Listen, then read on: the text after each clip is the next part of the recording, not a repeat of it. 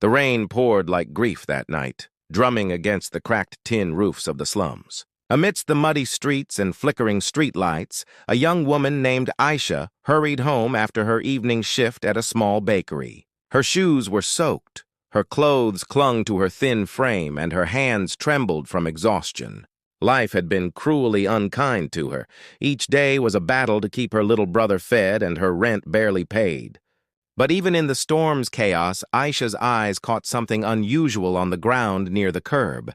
A black leather wallet, soaked but oddly pristine, as if it didn't belong in this place of struggle and shadows. She picked it up hesitantly, glancing around to see if anyone was watching. The wallet felt heavy, expensive, foreign. Her heart raced as she opened it and found a thick bundle of cash inside, thousands, maybe tens of thousands. Her trembling fingers brushed past crisp bills, credit cards, and an ID card bearing the name Rayan Malik. The photo showed a young, well-dressed man, maybe in his late 20s, smiling confidently, the kind of man who had never known hunger or despair. For a moment, Aisha stood frozen under the rain. She could feel her stomach twist as she thought about her empty kitchen shelves, her brother's cough that had worsened because she couldn't afford medicine, and the landlord's final warning pinned to her door. Her heart whispered temptation. Just one note, just one could feed them for a week. But her conscience screamed louder. With a deep breath, she closed the wallet, pressed it to her chest, and whispered, "Not mine. If you believe kindness and honesty still matter in this world, take a moment to like, comment, share, and subscribe to this channel. Because stories like this remind us that even one good heart can change everything." Aisha spent the next morning trying to trace the wallet's owner. The ID gave her a clue: Rayan Malik, CEO of some company called Malik Technologies. The name sounded distant, unreachable, like something from another world. Still, she went to the address printed on one of the business cards inside. It led her to a tall glass building downtown, a place so polished it made her reflection look like a stranger. The security guard eyed her skeptically as she stood at the entrance, dripping rainwater and clutching a worn-out handbag.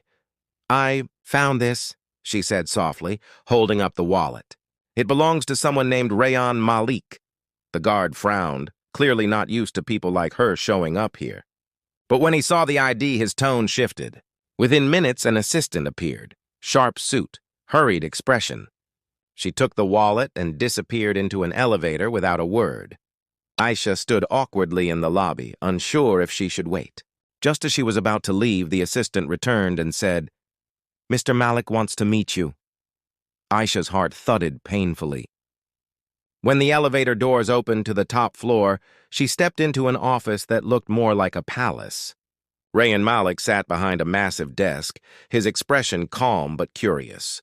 He was the same man from the photo, only more real, more imposing. He thanked her politely, his voice deep and warm, but Aisha couldn't help noticing the disbelief in his eyes. People usually didn't return lost wallets filled with cash. She stammered that she didn't take anything, just wanted to return it before she went to work. Something in her honesty struck him. Most people would have pocketed the money without a second thought. But here was a girl, dressed in old clothes, visibly struggling, yet choosing integrity over desperation. After she left, Rayan couldn't stop thinking about her. He had built his empire young. His late father's company expanded under his sharp vision. But somewhere along the road to success, he had become disconnected from ordinary lives. People admired his wealth but feared his temper. His world was built on numbers, deals, and efficiency. But Aisha's act of selflessness cracked something open inside him. For the first time in years, he felt something real. 2 days later, Rayan visited the small bakery where Aisha worked. She was busy wiping tables when she saw him walk in, his expensive suit and polished shoes starkly out of place in the modest shop. She didn't recognize him at first until he smiled and said, "You returned my wallet." Her eyes widened in disbelief. She tried to wave it off, saying it was nothing, but he insisted on buying something, anything. So he ordered a simple coffee and a pastry, though he clearly wasn't there for food. He asked about her life, her family, and she spoke shyly, hesitant to share too much. He learned that her parents had died years ago, that she was caring for her younger brother Adil, who was sickly and still in school. They lived in a one-room apartment barely large enough for 2 beds. Every rupee she earned went to survival. Yet, despite it all, Aisha smiled as she spoke about her brother's dream of becoming an engineer. There was light in her eyes, hope in her tone, something money could never buy. That day, Rayan left the bakery humbled. For the first time, he questioned what true wealth really meant. He started visiting often, at first under the pretense of buying coffee, but gradually because he found comfort in Aisha's presence. She never treated him like a CEO, never tried to impress him. To her, he was just a kind customer who listened. Slowly, they built an unlikely friendship, one rooted not in money, but humanity. Weeks passed, and Aisha's life remained hard, but her spirit never broke. Then one morning, tragedy struck. Her brother collapsed at school and was rushed to the hospital. The doctors diagnosed him with a severe infection that required immediate surgery. The cost was far beyond anything she could ever pay.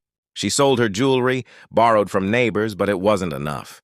Desperate and crying, she ran to the hospital's billing counter, pleading for more time. But the clerk shook his head. The operation wouldn't proceed without full payment. As she sank to the floor in helplessness, a familiar voice broke through the chaos. "Put it on my account," said Rayan, standing beside her with eyes full of concern. She looked up, shocked.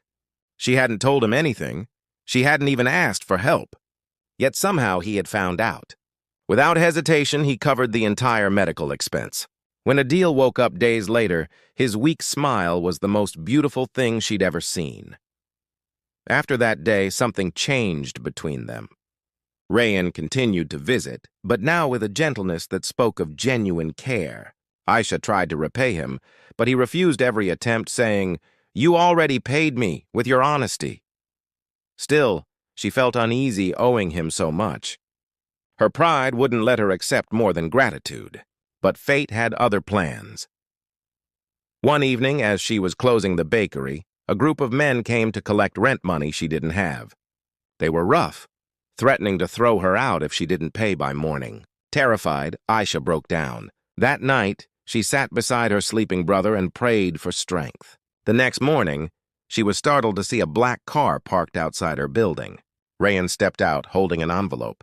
Inside was a new lease, fully paid for a year.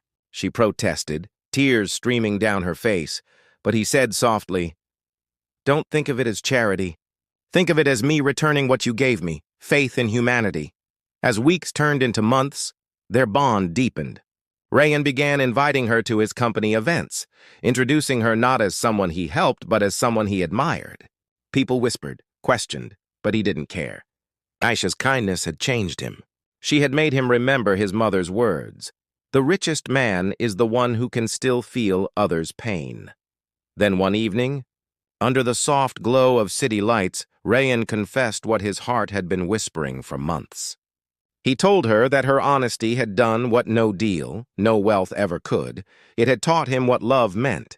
Aisha was overwhelmed. She had never dreamed someone like him could see her as more than a girl from the slums. She hesitated, unsure if their worlds could ever truly fit together. But Rayan looked into her eyes and said, "The day you returned my wallet, you gave me something far more valuable than money.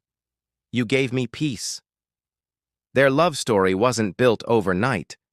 It faced judgment, gossip, and doubt. But through every test, Aisha remained the same humble, kind-hearted woman who once chose integrity over survival. And that unwavering goodness became the foundation of everything they built together. A year later, on a bright spring morning, the same bakery where they first met closed early for a private event. Flowers adorned every corner, and the small shop smelled of sugar, coffee, and new beginnings. There, surrounded by a few close friends, Rayan and Aisha exchanged vows. She wore a simple white dress, and he looked at her as though the world itself had been remade. When he placed the ring on her finger, Rayan whispered, "I once lost my wallet and thought I lost money. But that day I found you and realized I had found my heart. The audience clapped, but many had tears in their eyes. It wasn't the story of wealth meeting poverty. It was the story of honesty meeting destiny. If this story touched your heart, please take a moment to like, share, comment, and subscribe. Kindness can still change the world. One choice, one person, one act at a time. And before this story ends, comment below, "I still believe in good hearts." Let the world know kindness isn't lost. It's just waiting to be seen. Because sometimes, the smallest honest act can open the biggest door of miracles and change two lives forever.